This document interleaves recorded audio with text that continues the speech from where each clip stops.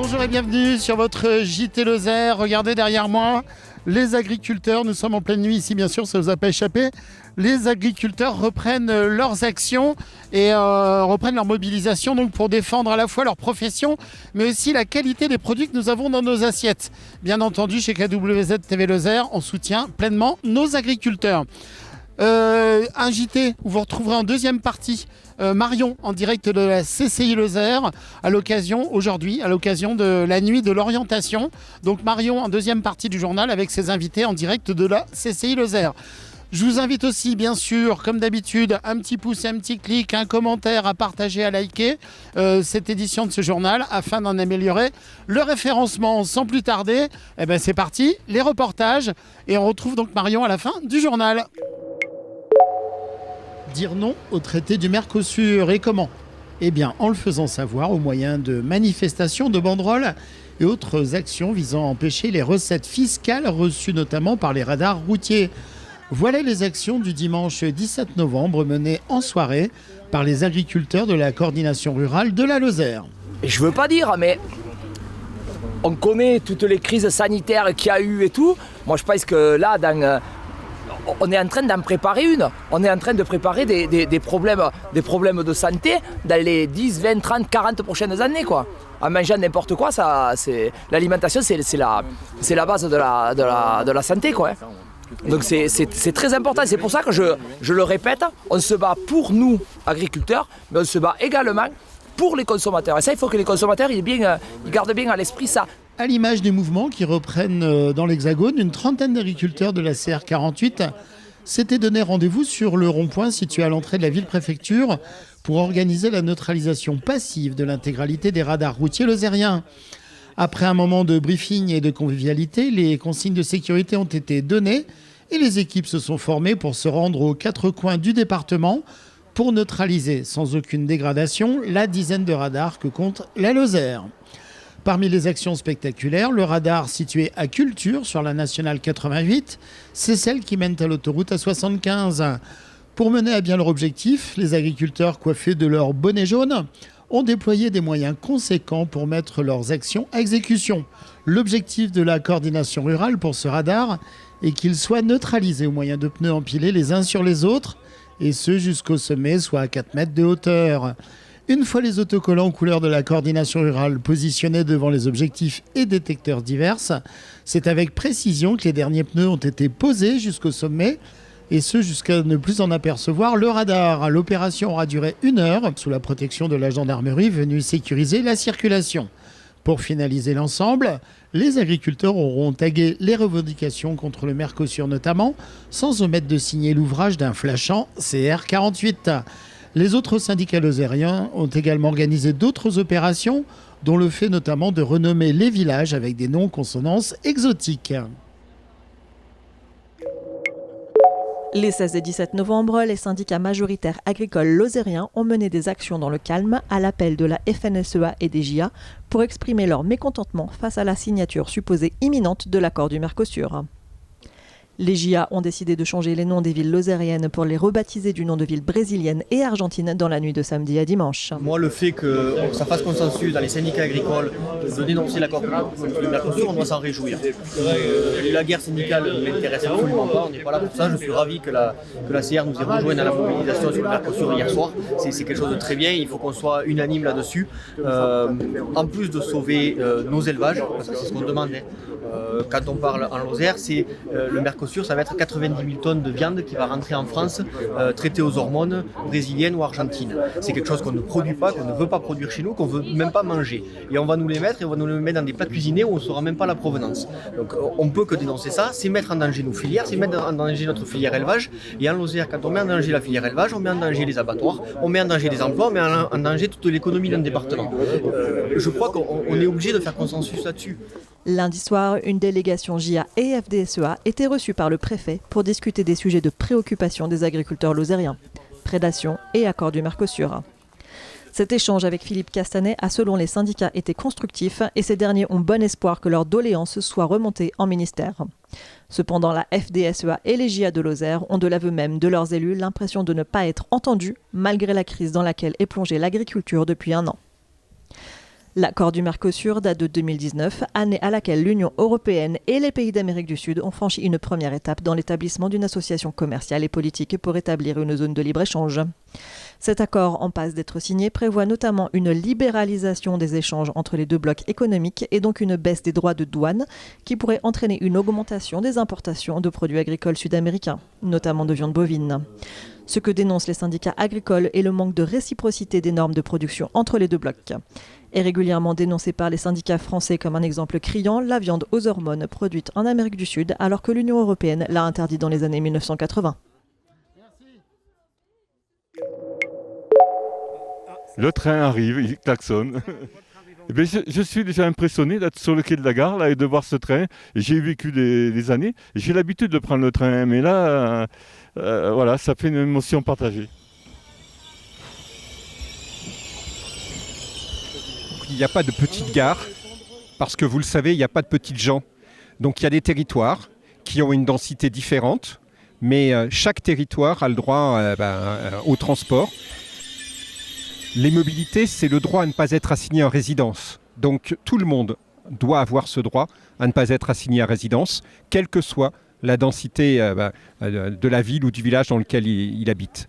C'est donc le sens de notre soutien aux lignes de desserte fine du territoire, c'est le sens de notre participation au réseau ferroviaire et c'est la raison de ma présence dans ce train événementiel aujourd'hui.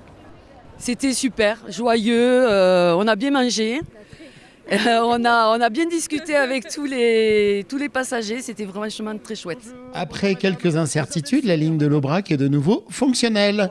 43 millions d'euros et 8 mois de travaux sur le tronçon, situé dans le Cantal, au nord de Saint-Chély, ont été nécessaires pour que la ligne ferroviaire de l'Aubrac soit de nouveau ouverte. Après de nombreuses manifestations en soutien, cette rénovation pérennise une ligne historique, véritable symbole de l'aménagement des régions rurales à faible densité de population et lien indispensable pour les habitants et les entreprises locales. C'est en grande pompe, avec un train événementiel parti de Béziers, que la réouverture a été officialisée. La ligne ferroviaire est longue de 387 km. Elle permet de relier Clermont à Béziers. Oui, c'est une date importante parce que c'est la date de la réouverture des circulations ferroviaires. C'est une date où l'Aubrac peut à nouveau circuler parce que des travaux importants ont été faits et financés par l'État sur la partie auvergnate de la ligne. Il en reste à faire sur la partie occitane. Il faut maintenant que l'État soit au rendez-vous. L'État aura participé à 91,5% des 43 millions d'euros nécessaires pour mener à bien ce programme de rénovation et de sécurisation de la ligne emblématique. C'est un combat que j'ai mené personnellement depuis une trentaine d'années, maintenant aux côtés du comité pluraliste et de son président, Jacques Itello. Et je me rappelle, il y a quelques années, une manifestation ici avec beaucoup de personnes pour garder nos services publics. Donc c'est un pas en avant. Donc c'est Au niveau de Daumont, c'est le quartier qui va revivre. Hein. À l'époque, il y avait 2 hôtels, il y avait une station d'essence, il y avait un coiffeur, il y avait un charpentier menuisier. Et les 220 places du train événementiel ont été vendues en quelques heures à peine. Plein de raisons, parce qu'on connaît la région, mais en voiture. Donc voilà, là on parle le train, ça change. À son bord, des descendants de la famille Eiffel, des touristes, des élus et des membres de l'association Les Amis du Viaduc de Garabi. Ambiance détendue et festive, où des animations étaient proposées, dont la dégustation de mets régionaux. Très très bien. On attend la dégustation de la cerise, mais on a eu le roquefort. Et je vous garantis que le roquefort sur du pain d'épices, c'est excellent. Le train aura fait un arrêt symbolique à la gare d'Aumont-Aubrac, où les élus et les représentants des diverses associations, dont le parc naturel de l'Aubrac et l'association des commerçants et artisans, auront fait des allocutions accueillant ainsi officiellement la ligne en Lozère. Cette ligne est très importante pour nous et pour la commune et pour toutes les communes traversées par cette ligne. Et effectivement, l'association sur la ligne ainsi que la SNCF ont en collaboration décidé de mettre en place une manifestation pour l'ouverture, un train événementiel qui est parti ce matin de Béziers et qui va arriver ce soir à Neussargues et qui s'arrête pendant 1 heure au Mont-Aubrac. Et c'est d'où notre présence avec des stands aujourd'hui. Une innovation à l'étape de Mont avec la découverte de la gare complètement transformée pour accueillir l'épicerie Repère. Un commerce de proximité tout en préservant l'ambiance d'une gare d'antan. Estelle et Steve, installés en Lozère depuis une vingtaine d'années, ont porté ce projet en concordance avec la SNCF, la commune et l'association des commerçants et artisans d'Aumont-Aubrac. Ça fait quelques années, ça fait 2 ou 3 ans, ils sont venus voir ce couple de jeunes, ils avaient un projet sur Aumont. Et l'idée de la gare leur est venue. Et puis, on a eu contact avec SNCF. Alors, à l'époque, c'était le projet 1001 gares. Je crois que ça a un peu évolué. On était un des premiers. Ils ont donné leur accord. La SNCF a refait les travaux. On voit un bâtiment qui est maintenant très agréable et neuf. Et ils l'ont mis à disposition par bail à un couple de jeunes qui s'est investi. Et moi, je dis bravo. Et ça fonctionne. Et gageons que l'avenir engendrera d'autres activités. C'est la gare qui est arrivée à nous. C'est la gare qui est un petit peu arrivée à nous. Grâce, il faut quand même le souligner, à la commune qui nous a accompagnés en priorité quand même, M. Astruc, qui est aujourd'hui maire de la commune, mais surtout à la SNCF et particulièrement à la filière Gare et Connexion, qui nous a recontactés suite à un mail qu'on avait envoyé pour savoir ce que faisait cette gare en fait à Aumont.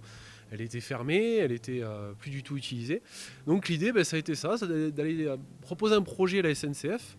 Et la SNCF a bien voulu nous aider pour réhabiliter la gare. Aujourd'hui, notre travail, c'est d'aller de l'avant. On a racheté une partie du terrain autour de la gare, donc on va refaire des logements. Autour de la gare, on va faire un parking en convention avec la SNCF pour accueillir toutes les voitures de nos pèlerins, le chemin de Saint-Jacques, Saint-Guilhem, Tour de l'Aubrac. Donc une vie sur ce quartier, donc en tant que maire de Père en Aubrac, mais aussi de la commune déléguée d'Aumont-Aubrac, c'est un moment pour moi très riche. Après, on s'est aperçu, là on a 1 an et demi d'ouverture, donc ça reste quand même assez récent, mais il y a tellement de gens, de divers horizons qui traversent ici que c'est important pour nous que la ligne se développe, dans le sens où on a aussi un panel de clients qui descend du train, qui monte dans le train, ou qui monte dans le bus, ou qui descend du bus. Et on s'est rendu compte que voilà, la vie dans une gare, c'est pas anodin, c'est aussi beaucoup d'humanité, parce qu'on est témoin de départ, d'arrivée. Donc ça nous touche aussi que cette ligne reprenne vie et qu'elle se dynamise, parce qu'on en a besoin. Une nouvelle vie portée sur le côté épicerie et avec des produits régionaux qui sont avec des producteurs et des fournisseurs sur toute la ligne de train. Donc du coup, notre choix, ça a été de se dire on peut faire travailler les producteurs qui sont le long de la ligne de chemin de fer, puisqu'on a un réseau en Auvergne et un réseau en Occitanie. Et on s'est dit, nous, on va mettre en valeur les gens qui sont les gens qui sont le long de la ligne de chemin de fer et des départements traversés par celle-ci. Alors nous, on tenait vraiment à valoriser la filière en entier. C'est-à-dire que les gens, quand ils viennent acheter chez nous, on essaye de les réintégrer à part entière dans la filière et de faire d'eux, nous, on a inventé un petit terme sans prétention, hein. On dit qu'on fait un consomme-acteur. Revenir en fait à se dire, quand je consomme, je vais acheter un produit, mais je valorise toute une filière. Je ne suis pas là que pour prendre mon produit, le mettre dans le caddie et le consommer sans se poser de questions. L'épicerie est ouverte toute l'année et profite de ce fait non seulement aux usagers du train, mais également aux touristes et locaux. Après 1 heure d'arrêt, le train spécial s'est ébroué en direction du célèbre viaduc Eiffel pour rejoindre Neussargues. Ce fut également l'occasion pour l'association des Amis du Viaduc de Garabi de rappeler que si la ligne a un intérêt touristique, elle joue un rôle essentiel dans l'activité économique et qu'il reste encore du travail à accomplir. Ce qui serait top, c'est que Intercité nous disent qu'ils vont déjà nous mettre des trains fiables, c'est-à-dire qu'on n'en annule plus, parce que là, avec la reprise, on a connu quelques annulations, c'est quand même un peu dommage, alors que la ligne est rénovée, de ne pas avoir les trains et les conducteurs pour mettre sur la ligne, et puis faire en sorte que la modernisation se poursuive et qu'entre Saint-Chély et Campagnac, le double champignon, le rail double champignon soit vraiment éradiqué totalement. Et bien sûr, qu'on me fournisse quelques pots de peinture pour aller peindre le viaduc de Garabi et rénover le viaduc. Ce n'est pas une opération esthétique, je le rappelle, c'est une opération qui consiste à préserver l'ouvrage, puisque quand la couche de peinture s'enlève, le métal est à nu et donc la corrosion risque de vraiment l'endommager. Donc c'est une opération importante qui va devoir être menée dans les prochaines années. D'aucuns espèrent d'ailleurs un classement prochain au patrimoine mondial de l'humanité de ce chef-d'œuvre signé conjointement du Lozérien Léon Boyer et concrétisé par Gustave Eiffel.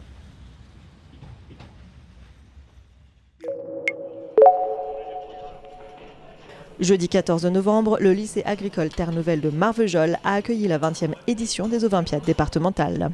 Cette compétition, destinée aux élèves de lycée agricole âgés de 16 à 24 ans, leur permet de découvrir les facettes du métier d'éleveur ovin lors d'une matinée dédiée. Si pour certains élèves c'est une découverte totale, pour d'autres qui se destinent à devenir éleveurs ovins, c'est un bon moyen de vérifier leurs compétences, puisque les jurys mobilisés pour la matinée sont des professionnels du secteur. Parage des brebis, établissement de l'état sanitaire, pesée mais aussi épreuve théorique attendaient les 70 élèves volontaires pour entrer dans la compétition. Les 10 premiers du classement à l'issue de la matinée sont retenus pour aller se confronter au niveau régional avant que les finalistes ne s'affrontent avec tous les élèves de France lors d'une grande compétition prévue durant le Salon de l'Agriculture à Paris. L'après-midi était consacré à une table ronde autour de la crise sanitaire actuelle qui traverse l'élevage français avec la FCO et la MHE. Cette compétition rassemble plus de 800 élèves chaque année sur le territoire national. La filière ovine est en manque de bras et s'inquiète du renouvellement futur de ces générations. La production ovine dispose d'une grande diversité de modèles de production qui lui permettent de s'adapter à de nombreux territoires. L'élevage ovin est majoritairement basé sur l'herbe et comprend 5 millions d'ovins adultes en France. C'est donc une production dont l'autonomie alimentaire permet de limiter les importations et les transports de céréales et de fourrage, mais également d'entretenir les paysages. L'Occitanie concentre la plus grosse partie de la production nationale ovine. Nous sommes dans un lieu qui sera peut-être plus accueillant, plus cocooning, pour accueillir les personnes dans de meilleures conditions. Aussi au niveau de l'accessibilité, on aura un parking à proximité, ce qui n'est pas le cas forcément là où nous sommes actuellement. Les personnes à mobilité réduite pourront venir. Voilà, ça c'était une des priorités de notre comité. Lundi 18 novembre, le comité de la Ligue contre le cancer, section Lozère, avait convié les médias pour un événement de taille et pour cause. Courant 2025, quand les travaux d'aménagement seront achevés, les personnes concernées par le cancer, qu'elles soient patientes ou aidantes, auront une toute nouvelle adresse en Lozère pour les écouter et prendre soin d'elles. Les locaux précédents situés proches de l'hôpital ne répondaient plus aux normes en fait et aux exigences, d'accueil du public. Notamment, l'accueil des personnes handicapées était impossible sur les anciens locaux situés proches de l'hôpital. Le comité Lozère fait partie des 103 comités départementaux de la Ligue nationale. 4 missions principales lui sont allouées. Le soutien à la recherche, l'aide aux maladies via les soins de support oncologique et au travers de sa commission sociale, bien sûr la prévention et la sensibilisation au dépistage, enfin favoriser la sensibilisation auprès des décideurs publics. Le comité de la Ligue contre le cancer, section de la Lozère, est hébergé gracieusement par l'hôpital Lozère depuis plus d'une vingtaine d'années. C'est vrai qu'on privilégie les personnes qui sont malades actuellement, donc on suit quand même quelques aidants actuellement, mais c'est vrai qu'on privilégie plutôt les gens malades. On est à peu près à 200 personnes sur la Lozère qui nous ont contactés, donc le chiffre malheureusement est en sans cesse progression. Mais voilà, on accueille un petit peu tout le monde, mais on privilégie surtout les gens qui qui sont face à la maladie. Bien que très populaires, les actions de l'association ne sont pas assez connues. Son but est de lutter contre la maladie sur tous les fronts, sans pour autant se substituer au dispositif régalien. La Ligue existe depuis environ les années 50. Donc nous, ce que nous proposons, c'est des soins gratuits pour les patients, qui sont entièrement pris en charge par le comité de la Ligue. Donc ils n'ont rien à débourser. Nous accueillons aussi des aidants, parfois. Tous ces soins sont des soins de confort pour pendant la maladie et après, pour redémarrer une activité, revenir sur du travail. Donc tout ça, c'est pour soulager les personnes. Donc il y a plusieurs ateliers, de la réflexologie plantaire, de la gymnastique adaptée, du yoga, de la sophrologie. Voilà, tous ces soins sont là pour les aider. 178 personnes auront été prises en charge en 2023. Pour la mise en place de cette nouvelle adresse, l'opération coûtera un peu plus de 300 000 €. Au final, ceci correspond à la mobilisation de fonds propres et d'un prêt immobilier pour une valeur de 100 000 €. Un imprévu s'est ajouté à cet investissement, une coûteuse mise aux normes concernant l'emplacement d'un accès imposé par l'administration et qui se situe au premier étage de l'établissement. En effet, le comité de la Lozère a dû modifier les plans d'accès et doit à présent financer impérativement l'installation d'un ascenseur. Voilà, on a eu des contraintes administratives qui nous ont imposé des travaux complémentaires, dont notamment une accessibilité pour les personnes à mobilité réduite et pour l'accueil du public avec un ascenseur. Donc on a eu des contraintes financières qu'on n'avait pas forcément prévues. Et de ce fait, on fait un appel à dons au niveau du public. Voilà, on a mis en ligne une cagnotte sur le CD48, sur le comité de la Ligue.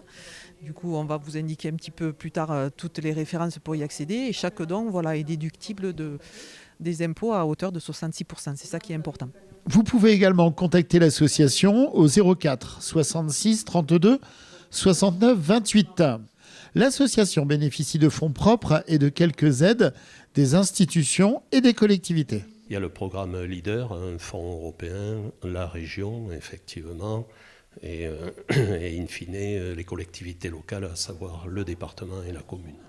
Si la Ligue est surtout connue lors des actions comme Octobre Rose, elle est active tout au long de l'année et elle accompagne les Lozériens dans la maladie ou post-maladie pour retrouver une forme de sérénité et de bien-être si essentielle dans ces moments difficiles à passer. La Ligue, Octobre Rose, c'est notre plus gros événement de l'année, effectivement. Mais il ne faut pas penser que Octobre Rose, c'est que le cancer du sein, que au mois d'octobre, c'est toute l'année. C'est des manifestations toute l'année. Prochainement, c'est Mars Bleu pour nous. Mais on accueille les gens toute l'année. Les gens sont malades malheureusement toute l'année. Donc ce n'est pas qu'octobre. Voilà, c'est toute l'année. Il faut être sur beaucoup de manifestations. Il faut faire de la prévention dans beaucoup de stands, que ce soit sportif ou culturel. Donc voilà, il faut nous aider en tout cas. Les 443 membres bénévoles de l'association, les 9 professionnels et Marcia, coordinatrice du comité, toujours accompagnée de sa bonne humeur légendaire, vous accueilleront de leur nouvelle adresse proche du centre-ville à compter du printemps 2025. Elle se situe impasse Beau Séjour à Mende, dans un cadre privilégié, avec un parking spacieux et adapté. Alors d'ici là, n'oubliez pas de leur donner un coup de pouce en faisant un geste sur le site de la Ligue. Du 9 au 11 novembre, le lycée agricole de Saint-Chély-d'Apcher a accueilli la 5e édition de son concours international de maréchalerie. Avec 110 participants, le plus haut nombre de concurrents atteint depuis son lancement, les organisateurs se félicitent du succès de cet événement qui est considéré comme un incontournable par les maréchaux ferrants de France et d'Europe férus de compétition. Durant 3 jours, les compétiteurs ont façonné des fers à chevaux dans des temps impartis selon des modèles imposés par les juges. Le but du jeu étant de se rapprocher le plus possible du modèle. Le dernier jour était consacré au ferrage de chevaux, prêté notamment par le lycée agricole de Saint-Chély-d'Apcher. Là aussi, une opération à réaliser dans un temps donné. Le tout sous les yeux de 2 juges, Paul Robinson, irlandais et maréchal ferrant aux multiples titres dont celui de champion du monde, et Stéphane Bréhin, devenu meilleur ouvrier de France en maréchalerie en 2023. Tous deux passionnés de compétition et de transmission de leur savoir-faire, ils ont pris le temps de répondre aux questions des concurrents une fois le concours terminé. Si cette nouvelle édition a été un tel succès, les organisateurs ont déjà prévenu qu'ils ne pourront pas accueillir plus de compétiteurs l'an prochain pour des raisons logistiques, puisque la majorité des concurrents sont logés sur place à l'internat. Rendez-vous est donné en 2025. Et comme un berger doit voir dans le ciel si l'orage arrive, c'était important pour le président que je suis d'aller vite, parce que l'orage est arrivé. Et vous avez posé la question tout à l'heure, effectivement, si on lançait le projet aujourd'hui, je pense qu'il ne se faisait pas. Voilà. Donc il y a quand même aussi pour moi la fierté de cette anticipation avec mes élus, avec Cindy Guignard, ma directrice générale. Donc c'est un moment de bonheur. Puis nous, ce qu'on aime bien aujourd'hui, c'est de rassembler les élus, les financeurs. Ils savent se mobiliser ensemble. C'est pas toujours facile quand on est dans la politique, mais là aujourd'hui, c'est un moment assez convivial.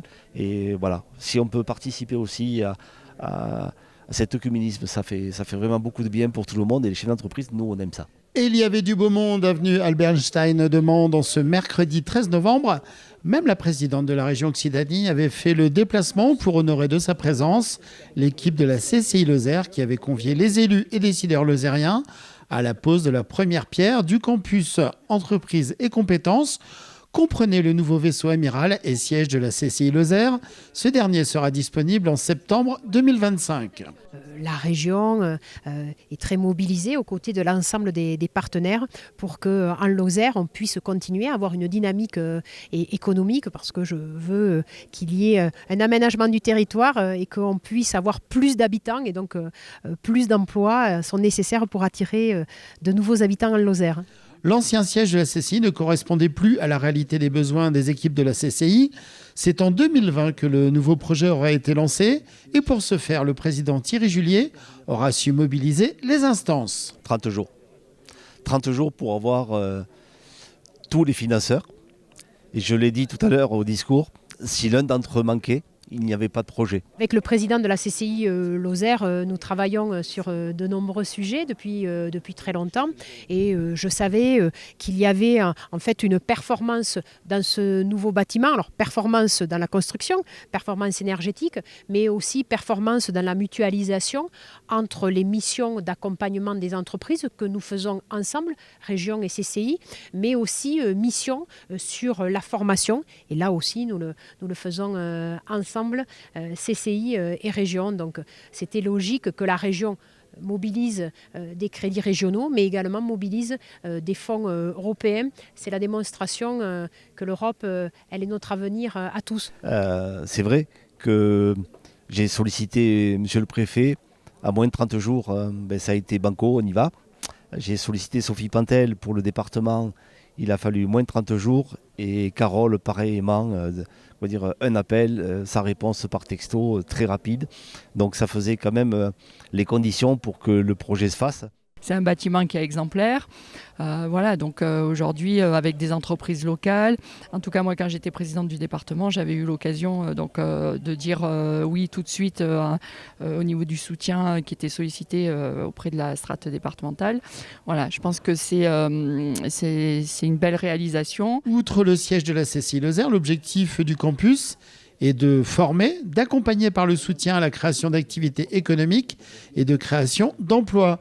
En ce sens, le défi est de taille, alors que nous traversons une crise économique compliquée. Ce bâtiment exemplaire a été cofinancé par l'Europe, l'État, la région, les collectivités, aussi par le produit de la vente du siège de la CCI, qui se situe boulevard du Soubeyran, et ce, au profit de la SDE.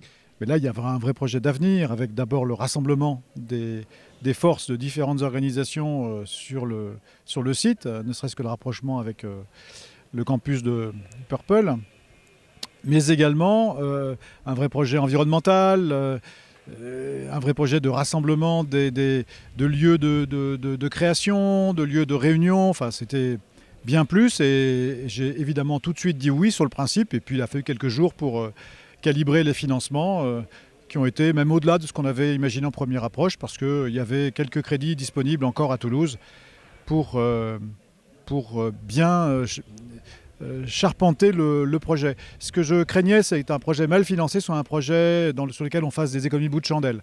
Et là, il ne fallait pas faire des économies de bout de chandelle. Il fallait faire un projet de qualité parce qu'à la sortie, c'est ces performances environnementales qui sont en jeu et notamment le fait que ce bâtiment puisse être à énergie positive.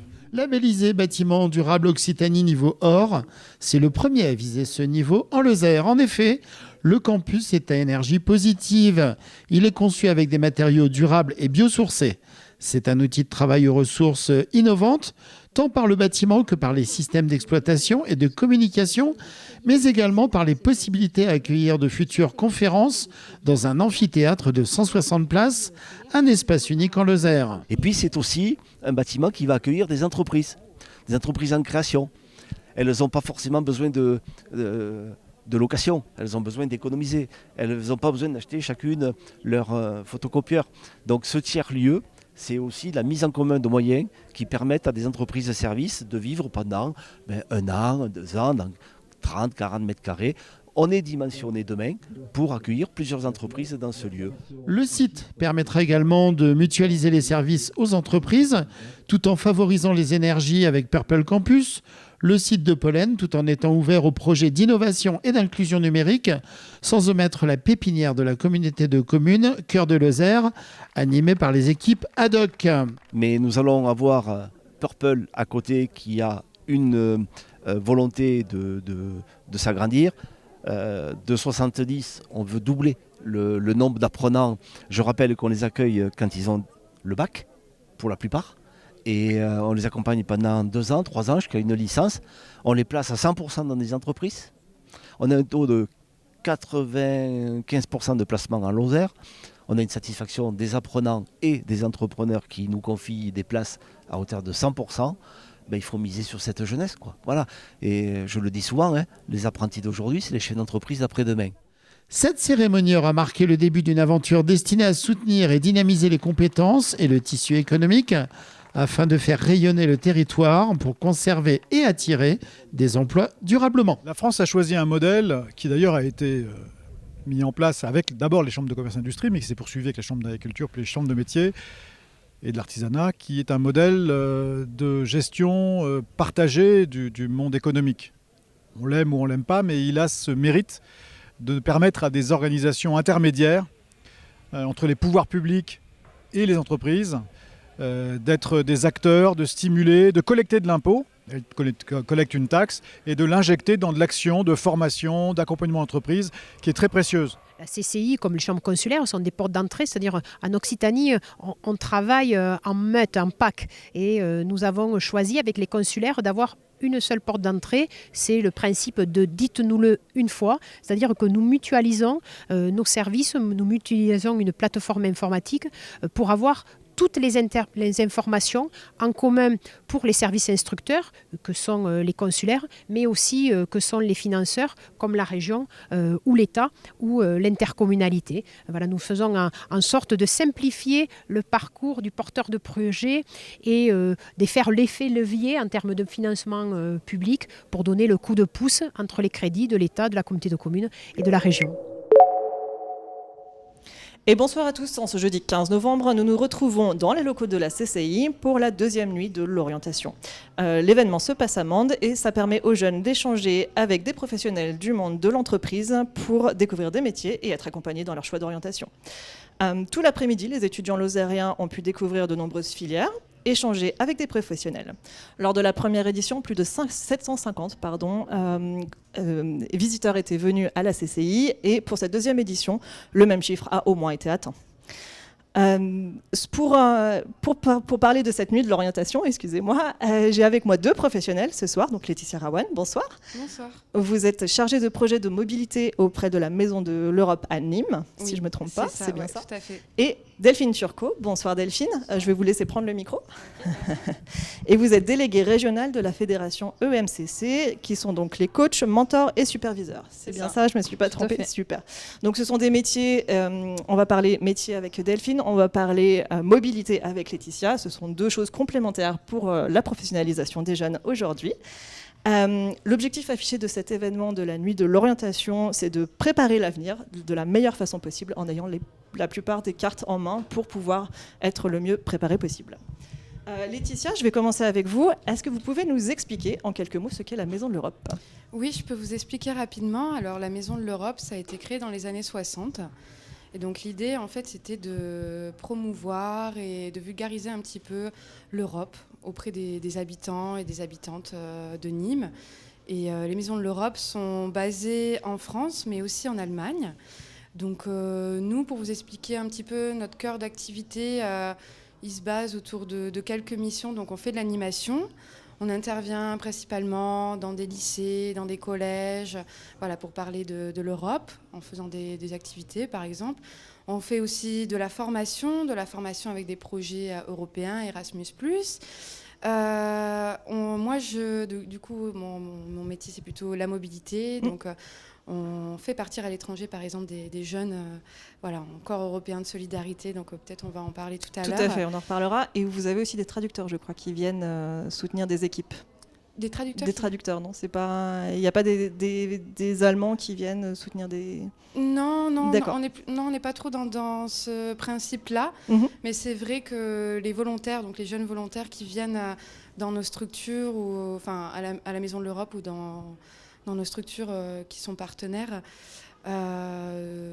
sont ici en France pour apprendre le français. Voilà, c'est ça aussi qui est intéressant et qu'il y a un échange linguistique derrière. Et la même chose pour les jeunes Français qui veulent partir tout à fait, en Allemagne notamment. Oui, par exemple en Allemagne, tout à fait. Ouais, combien de maisons de l'Europe il y a aujourd'hui? Vous avez une idée? Oh là là, je pourrais pas vous dire. On je suis arrivée il n'y a pas longtemps. Ça marche. Un certain nombre qui permettent à tout un chacun aussi de se renseigner sur l'Europe. Tout à fait, ça qu'on peut dire pour nous, on est conclure. basé à Nîmes, donc rue de la République, et donc c'est ouvert du lundi au vendredi de 9h à 17h. Et donc on accueille le public qui a des questions. Et aussi, ce qui est intéressant, c'est qu'on a des cours de langue. Donc Et vous occupez aussi de la Lozère, c'est ça. Si je comprends bien. Le Gard et puis Vaucluse aussi. Donc on essaie d'intervenir quand on peut en Lozère. Sur les deux départements, sur les événements tout à fait. Tout au long de l'année. C'est ça. Ça marche. Delphine, je me tourne vers vous.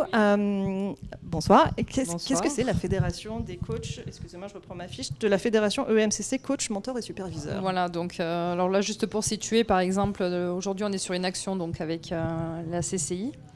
Donc l'idée c'était en fait de promouvoir une action solidaire, puisque ça fait partie des valeurs de l'EMCC. Alors l'EMCC, qu'est-ce que c'est? C'est une fédération de coachs, mentors et superviseurs, donc qui est représentée en France, en Europe et à l'international, et qui regroupe donc des accompagnants, des professionnels qui sont eux-mêmes donc professionnels et qui interviennent à la fois en individuel et aussi en entreprise, et qui sont eux-mêmes donc formés au métier d'accompagnant, et reconnus par des écoles accréditées et reposant sur un référentiel de compétences. Donc Donc une des spécificités de l'EMCC, c'est effectivement de promouvoir nos métiers justement auprès des grandes instances, puisque c'est une fédération. Moi, dans le cadre de ce mandat, du coup, j'accompagne les équipes sur le terrain, donc les coachs qui sont adhérents, bénévoles et actifs, justement pour mener des actions de partenariat avec le territoire. Donc, moi, je couvre 5 départements, dont la Lozère. C'est pour ça que je suis là aujourd'hui ici avec mon équipe. Et l'idée, c'était dans le cadre de cet événement, c'était d'accompagner les jeunes justement dans leur orientation professionnelle. Et voilà. On va en reparler plus en détail dans 5 secondes. Laetitia, je reviens vers vous.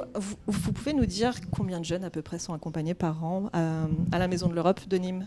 C'est-à-dire en envoi, vous voulez dire? C'est ça. Dites-moi tout. On a à peu près entre 10 et 20 jeunes qui partent à l'étranger, notamment en corps européen de solidarité. Après, on a des jeunes aussi qui partent en échange de jeunes. Et même, je dirais même peut-être une cinquantaine, ça dépend des dispositifs en fait. C'est ça, il y a beaucoup de dispositifs. Juste pour bien expliquer à nos téléspectateurs, c'est quoi le corps européen? Alors le corps européen de solidarité, en fait, c'est un dispositif, c'est un programme européen. C'est en gros du volontariat, donc il peut y avoir on peut faire une mission courte, on peut faire une mission entre 2 semaines à 2 mois, ou alors de 2 mois à 1 an. Et l'idée, c'est de partir dans un pays étranger, dans une organisation qui est assez diverse. Ça peut être une association, une ONG, une collectivité. Et de faire du volontariat, donc de travailler autour de 30 heures par semaine. On peut choisir la thématique, ça peut être la culture. Par exemple, on a une de nos volontaires qui est espagnole, qui est là pour plutôt sur la partie communication. Mais ça peut être le sport, ça peut être l'écologie, l'éducation, le social. Donc c'est vrai que c'est quelque chose d'assez riche. Et ce qui est super aussi, c'est que en fait, ce programme, il permet de tout prendre en charge. Donc c'est gratuit pour les jeunes. Donc on a un forfait de voyage, aller-retour, en fonction de la distance kilométrique et si on a envie de réaliser une mobilité douce. Donc on peut avoir un peu plus d'argent. D'accord. On a l'hébergement aussi, donc la structure se charge de l'hébergement. En général, on est accueilli dans un logement avec d'autres volontaires, donc ça permet de créer du lien, de rencontrer l'autre aussi. Et il y a aussi, on a une indemnité, donc nourriture, argent de poche, qui est calculée en fonction du pays. Voilà. Et quand on parle de pays étrangers, on parle de pays européens. Européens. On peut aller plus loin. Mais ça peut aller plus loin. C'est l'Europe au D'accord. sens large. Ça touche aussi la Norvège, Turquie, Macédoine du Nord. Ça peut être des pays de l'Afrique du Nord aussi, comme le Maroc, Tunisie. Voilà, donc c'est vrai que c'est assez large. Ouais. Ça permet, et c'est les élèves, les étudiants qui viennent vous voir, les jeunes qui viennent vous voir, qui choisissent la destination. Comment ça fonctionne ? Alors comment ça se passe ? En fait, c'est un dispositif qui est ouvert aux 18-30 ans. Voilà. Et en général, on nous envoie des mails ou on nous appelle et soit le jeune il connaît déjà le dispositif, donc il a besoin d'aide dans ses démarches, parce que nous on est structure d'envoi. Donc du coup on va suivre, accompagner le jeune en fait dans sa mobilité. On va faire un temps de réunion avant, des bilans pendant la procédure et puis à la fin aussi revoir le jeune. Donc voilà. Faire un bilan un peu de ce qui s'est passé. Et au niveau de la durée du séjour, c'est aussi eux qui choisissent ou comment ça fonctionne ? C'est en fonction de la mission, parce qu'en fait quand ils vont créer un compte sur le comment ça s'appelle ? Sur la plateforme Corps européen de solidarité, ils vont créer un compte et après ils vont avoir accès à une map avec tous les pays et avec toutes les offres toutes les qu'il peut y missions. avoir. Et le but après, c'est à eux de choisir en fonction de la raffinité et de ce qu'ils veulent faire. Ouais.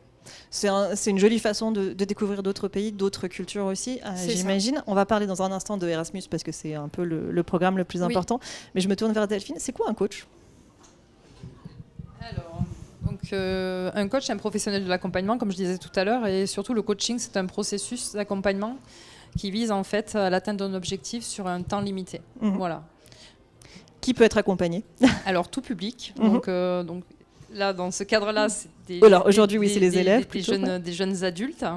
Ensuite, des particuliers adultes aussi. Donc sur du coaching plutôt de vie. Donc on va travailler sur des transitions de vie, sur des deuils, sur des tout un tas de thématiques. Et ensuite, on va se diriger aussi vers les entreprises. C'est là que c'est intéressant aussi. Donc à la fois de l'accompagnement de dirigeants, mais aussi d'équipes. Donc dans la culture d'entreprise, dans les transitions aussi, des transformations managériales, etc., sur la posture en leadership, etc., etc. Donc ça vient vraiment ouvrir un spectre très large d'accompagnement.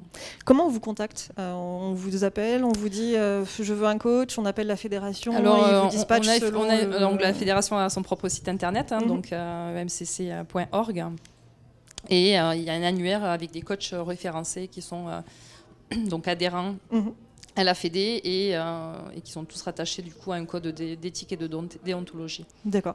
Et donc le coach, quand on va le choisir, j'imagine qu'il y a des portraits sur le site ou des définitions de tout à fait. Alors en fonction de effectivement en fonction des spécificités du coach, puisque chaque coach a sa propre spécialité, ses propres outils, sa propre approche, puisqu'on a tous notre propre identité au-delà du processus évidemment d'accompagnement. Effectivement, les choix vont se faire en fonction des besoins de la personne et des affinités qu'il pourrait y avoir. Ouais. Et combien de temps ça peut durer un accompagnement avec un coach ? Alors, coaching, ça peut aller de 3 séances jusqu'à 12 séances. Voilà, en moyenne, c'est à peu près ça. Voilà, on est à peu près sur cette moyenne-là. Ouais. D'accord. Et souvent, après, on est sur quelque chose qui reste bref, puisque déterminé dans le temps, puisque encore une fois, on vise l'atteinte d'un objectif ou plusieurs objectifs. Donc pour ça, il faut aussi des deadlines, bien entendu. Évidemment. Et pour définir les objectifs, c'est au fur et à mesure des séances, c'est dès la première, donc c'est défini, ça dépend un peu de... Alors il y a une première rencontre avec le coaché pour découvrir les besoins, les attentes, effectivement, d'avancer ensemble pour vraiment définir l'objectif. Alors il n'est pas toujours identifié en première séance, mais au bout de la deuxième, voire troisième séance, tout au plus, donc l'objectif est identifié. Donc à ce moment-là, on met en place tout un accompagnement justement avec un plan d'action. Donc il y a toujours entre intercessions des actions qui sont demandées au coaché justement pour aller. Il a des devoirs à faire, voilà. quoi. Ouais, on peut le dire comme ça. Ça marche. Ouais. Qu'est-ce qu'on en retire d'une session de coaching en tant que personne ? Une fois qu'on a atteint son objectif, on peut reprendre un coach en se disant je veux atteindre notre objectif, je sais pas faire. Alors effectivement, oui, ça peut être un accompagnement au long cours, tout à fait. Donc voilà, ça dépend de ce qu'on vient chercher. Donc oui, c'est libre en fait. Il y a possibilité de revenir. Moi, j'ai été coachée plusieurs fois, par exemple, donc vraiment. Et c'est vraiment à la personne de sentir ce qu'elle souhaite faire. C'est illimité, oui, tout à fait. Ouais. Ça marche. Alors, on va repartir un tout petit peu plus loin avec Erasmus, Laetitia. Alors, j'ai regardé quelques chiffres tout à l'heure, au moins sur Erasmus, et puis on sait tous que la mobilité enrichit quand même les CV, la culture, etc. Ça ouvre aussi l'esprit. Ouais. Selon une étude d'Eurostat qui a été menée en 2022, parmi les 4,1 millions de jeunes de l'Union européenne qui ont obtenu un diplôme de l'enseignement supérieur cette année-là, en 2022, donc 363 900 d'entre eux sont partis étudier à l'étranger au moins 3 mois. Oui. Et 14 millions d'étudiants ont bénéficié d'Erasmus depuis sa création. C'est quand même pas mal. Erasmus, 14 millions d'étudiants. Ça fait combien de temps qu'il existe Erasmus ? Je crois que ça existe depuis les années 80-87. Ouais. Donc c'est un beau chiffre, c'est un beau bilan. C'est un beau bilan. Mais c'est vrai que là, tu abordes aussi Erasmus d'un point de vue éducatif, enseignement. Mais Erasmus, en fait, il faut le voir... c'est plus large. C'est plus large, ouais. C'est quelque chose qui touche tous les âges de la vie. Et en fait, on peut se former même en étant adulte. Et c'est vrai que c'est quelque chose qu'on ne connaît peut-être pas forcément. Et c'est vrai qu'il y a énormément de dispositifs et de possibilités. Et souvent, on résume Erasmus par le stage qu'on a fait à l'étranger, le semestre. C'est vrai que c'est important de faire ce type de mobilité, mais aussi, si on a raté, le premier train, on peut y aller plus tard. On peut prendre le deuxième, voire le troisième. Ça marche. Alors Erasmus pour les étudiants, donc j'imagine que vous les accompagnez aussi quand ils viennent frapper à votre porte. Ça peut arriver. Ouais. Pour des stages à l'étranger, par exemple, oui. D'accord. Et pour les adultes, alors, comment ça se passe pour aller en Erasmus ? Si demain, moi, je viens frapper à votre porte, je vous dis je veux partir ? Ça, justement, c'est quelque chose qu'on a envie de développer. Voilà, qu'on est en train de réfléchir. On aimerait mettre en place des projets de mobilité. Mais c'est quelque chose qui peut être envisagé, tout à fait, en tant que personnel d'une structure, en tant qu'apprenant, bénévole. Voilà, c'est un projet qu'on peut réfléchir. Justement, je suis en train de me former dessus. donc ça doit être très intéressant. Ouais, c'est très intéressant. Donc bientôt, tu seras très pointu et on pourra venir te voir et te poser toutes nos questions. Ouais. Quand on parle d'adultes et d'Erasmus, c'est de quel âge à quel âge ? C'est jusqu'à 99 ans, ouais. Comme on dit. D'accord, 18 à 99 ans, c'est pas mal. Ça donne des possibilités. Et là, pareil, c'est toute l'Europe plus large. C'est Erasmus. Ça, c'est toute l'Europe. Par exemple, on peut suivre des formations à l'étranger. Moi, j'étais partie, c'était à la fin du mois d'août. J'ai suivi une formation sur l'enjeu des fake news. Et j'étais en Italie, sur l'île d'Elbe. Donc, c'était... Voilà. Il y a pire comme endroit, on va dire. Merci Erasmus. Donc oui, voilà. Donc on est là pour travailler. C'est le premier objectif, développer des compétences linguistiques, apprentissage. Mais après, c'est bien aussi d'être dans un chouette lieu, de découvrir un pays. Oui, il y a aussi des moments de détente où on peut faire ce qu'on peut, etc. Tout à fait, et c'est aussi gratuit. C'est aussi très accompagné financièrement, ce genre de projet pour les adultes. Oui, tout à fait. Après, c'est important de le préciser. Il faut déposer un projet, donc je pense qu'il y a 2 deadlines par an, c'est auprès de l'agence Erasmus. Donc on peut être association, collectivité, il y a tout un tas de statuts qui sont éligibles. Et pour des formations, par exemple, oui, on a des enveloppes qui prennent en charge l'hébergement, qui prennent en charge la nourriture. Il y a aussi un forfait pour le formateur. Donc c'est vrai que c'est intéressant, oui. Et c'est pas encore très connu en France, pas beaucoup utilisé, ou ça commence à venir ? Oui, mais c'est vrai que les enveloppes sont pas forcément utilisées. Il y a de belles enveloppes et c'est vrai qu'on va pas... En tout cas pour la formation pour adultes, Donc appel à tous les téléspectateurs, si vous souhaitez partir à l'étranger en Erasmus pour vous former ou faire de belles découvertes, allez voir Laetitia à la Maison de l'Europe à Nîmes. On est là pour ça, Super. Autre chose à me dire sur Erasmus, sur ce beau programme finalement qui vit sa vie et qui la vit très bien ? J'espère que vous aurez l'occasion de pouvoir en bénéficier d'une manière ou d'une autre. C'est un beau programme qui permet de faire un bilan, d'échanger ses compétences, de monter en compétences professionnellement. Et ça touche pas que les jeunes, voilà. Et... C'est ça le message important, c'est que ça Ouais. ne touche pas que les jeunes. Il C'est faut ça. aussi en profiter. Si on a envie de se former tout au long de sa vie, il faut y aller. Il ne faut pas hésiter à pousser la porte de structures comme la vôtre. Tout à fait. Pour avoir Ouais. les bonnes aides au bon moment. On est là pour ça. Ouais. Super, merci beaucoup. Merci. On va revenir après sur la nuit de l'orientation, mais je me retourne vers Delphine. Oui. Je sais que, parce que vous me l'avez dit tout à l'heure, vous travaillez beaucoup sur la thématique de la santé mentale. Oui, c'est un qui est sujet un qui sujet me touche de près, et puis qui est un sujet d'actualité. On en parle de plus en Tout plus. à fait. On sent qu'il y a une sorte de vague. Des acteurs commencent à en parler, des célébrités, etc. Donc ça ouvre des portes. La santé mentale, c'est quoi ?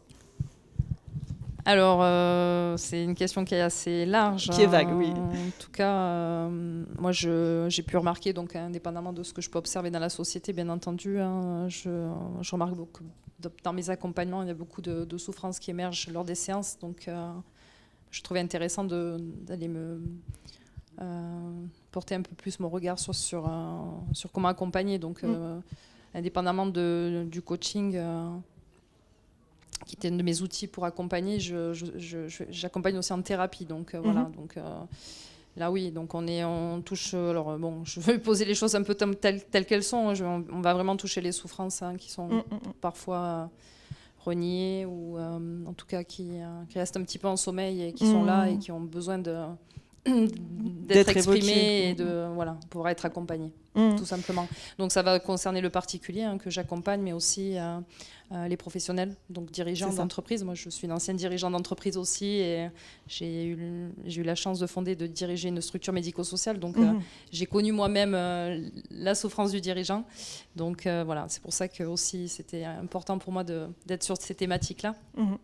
Et voilà.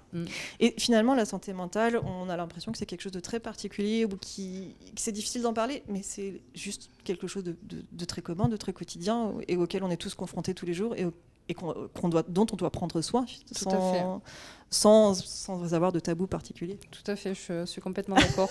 Merci, c'est pour ça que j'en parle au micro.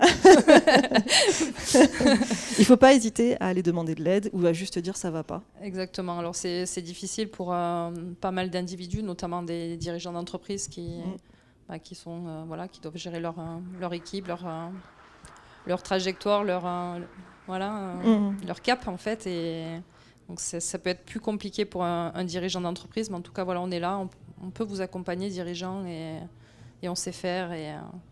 Alors je sais qu'en Lozère, il n'y a pas encore de coach de votre fédération qui sont installés. Appel ? On peut lancer un appel à tous les téléspectateurs s'il y en a qui veulent se lancer dans ce métier. Oui, complètement. Comment on fait pour se lancer dans ce métier et qu'est-ce qu'il faut comme diplôme ? Alors pour se lancer dans ce métier, ça me semble évident d'aller se rapprocher des fédérations justement de coach. Donc il y en a 3 grandes en France, donc l'ICF, le MCC dont je fais partie et SF Coach, les plus grosses fédérations.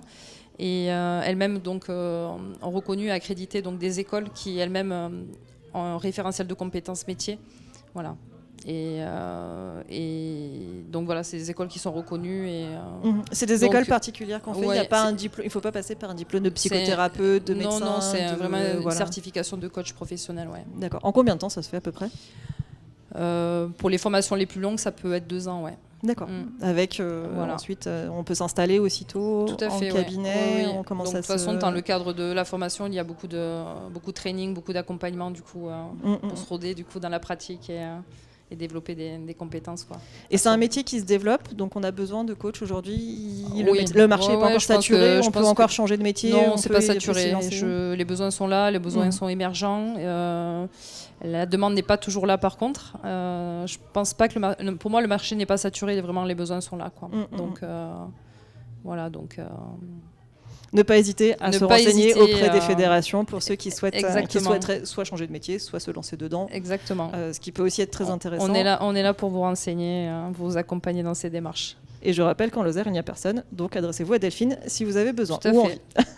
Alors, je reviens vers toi, Laetitia. On était aujourd'hui ici à la nuit de l'orientation, donc 2e édition. C'est quoi les questions qui sont revenues le plus avec tes étudiants que tu as pu croiser aujourd'hui ? Où est-ce que je peux partir Comment je peux développer mon anglais ou une autre langue C'est toujours les mêmes questions qui reviennent un peu. Un petit peu. C'est quoi les destinations les plus prisées ? Les plus prisées Je dirais plutôt les pays de l'Ouest, c'est vrai, Espagne, Allemagne, Italie, ouais.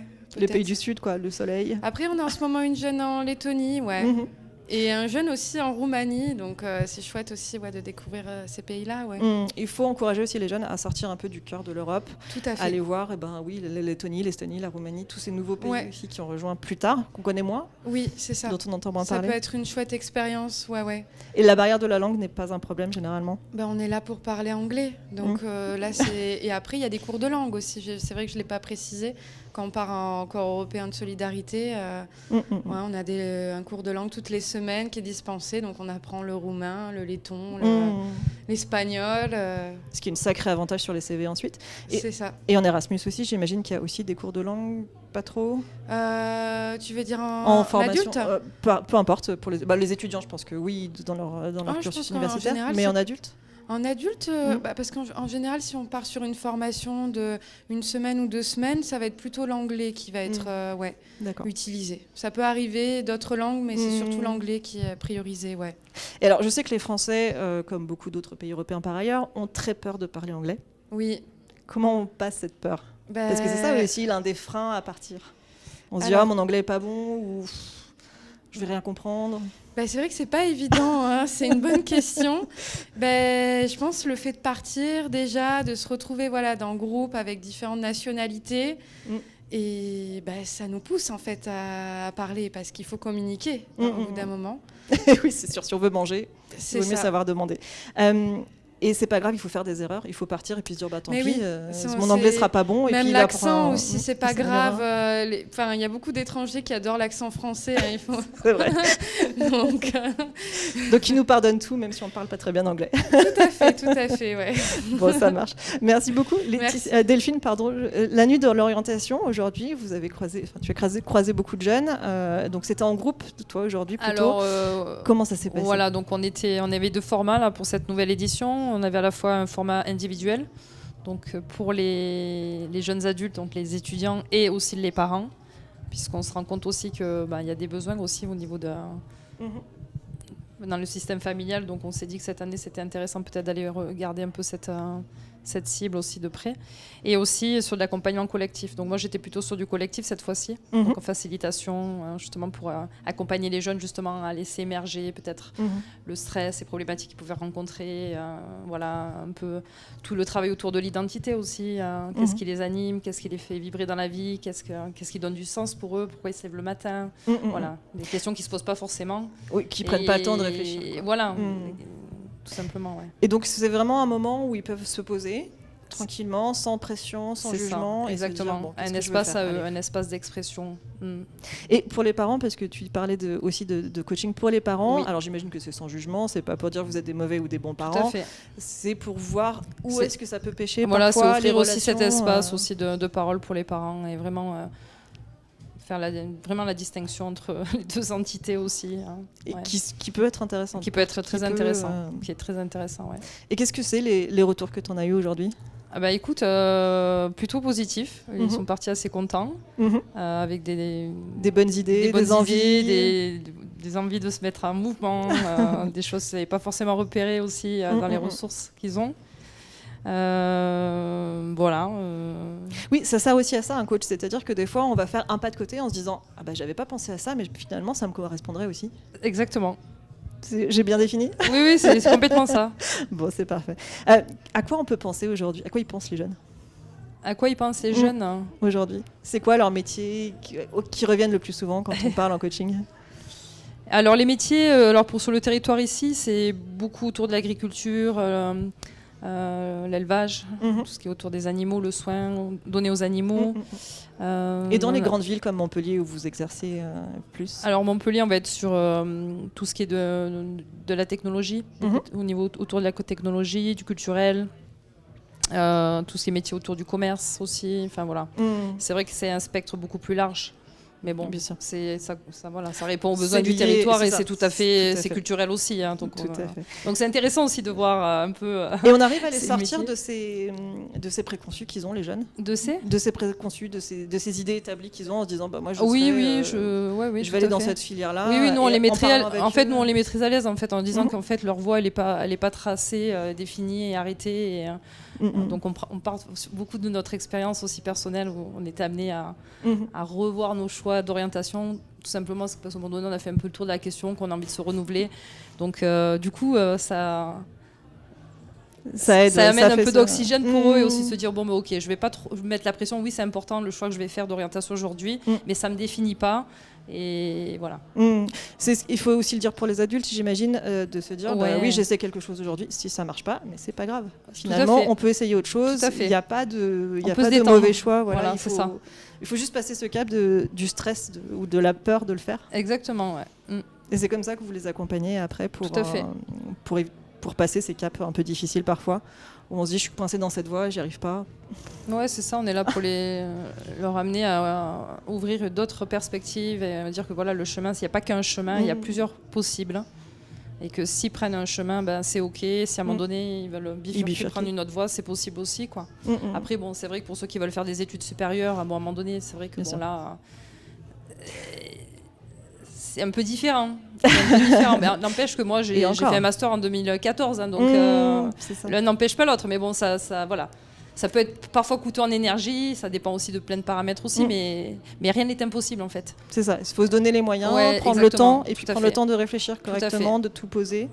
Et puis c'est surtout se dire, même si on fait, on commence dans une filière, on commence une année d'études, on peut aussi en changer au bout d'un an C'est si ça. on s'aperçoit que ça ne correspond C'est pas. ce qu'on leur dit aussi, ouais. On peut aussi reprendre des études plus tard. Oui, puisque- oui, parce qu'ils se mettent vraiment la pression là-dessus, hein, sur vraiment le choix de l'orientation. Ça doit vraiment être le bon choix que je fais, sinon c'est foutu. Ils se mettent beaucoup de pression. Il y a beaucoup aussi, évidemment, la pression des parents aussi qui veulent le meilleur pour leur enfant, évidemment. Bien sûr. Il n'y a pas de jugement là-dessus. Hein. Mais du coup, qui rajoutent de la pression à la pression. Et est-ce que vous donnez des exercices aux gens que vous voyez pour apprendre justement à maîtriser leur stress, leur peur? Bon, on est Il y a beaucoup des sur le exercices questionnement en fait. Hein. C'est l'art du questionnement beaucoup. Après, on a des matériaux aussi qu'on utilise aussi en séance ou pas, suivant les coachs, suivant les affinités, suivant ce qui arrive en séance. Donc des cartes. Voilà, sur un travail autour des capacités, des compétences, des talents, des centres d'intérêt. Voilà, on va travailler. Ça Voilà, doit être riche, on a beaucoup de modèles, de protocoles. Ça doit être très riche. On est des magiciens en fait. Eh Qui ben- osent. Félicitations. Et qui c'est un amènent beau à métier. oser aussi, parce que c'est ça l'idée. C'est le but. Nous, on n'est pas des sachants, on accompagne, on est des guides. Des facilitateurs. Des facilitateurs aussi, on peut dire ça comme ça. Ouais. Vous étiez bénévole avec votre équipe aujourd'hui, vous Ah étiez oui, on est, six, alors là, on donc, est sur c'est une un action beau, solidaire. Donc, comme je vous le disais, c'est une grande valeur de MCC. Donc pour nous, ça avait du sens aussi d'être là dans ce cadre-là et répondre aux besoins de la société. Donc, ouais. Donc que les téléspectateurs n'hésitent pas à vous contacter aussi Voilà. s'ils ont des questions, des N'hésitez envies, pas, des besoins. on est là. Merci beaucoup à toutes les deux Merci, de Marion. d'avoir répondu à nos questions, d'avoir accepté de jouer le jeu. Je sais que c'est pas facile tous les jours. Donc je vous remercie vraiment et puis aussi d'avoir partagé votre expérience avec nous. Je vous remercie, chers téléspectateurs, de nous avoir suivis jusqu'à la CCI Demande pour cette deuxième édition de la Nuit de l'orientation. Je vous souhaite à tous une excellente soirée. Je rappelle à nos téléspectateurs que pour rejoindre la rédaction, ça se fait via l'email qui s'affiche en bas de votre écran. Et je vous donne rendez-vous le jeudi 5 décembre à Yeur-en-Lozère.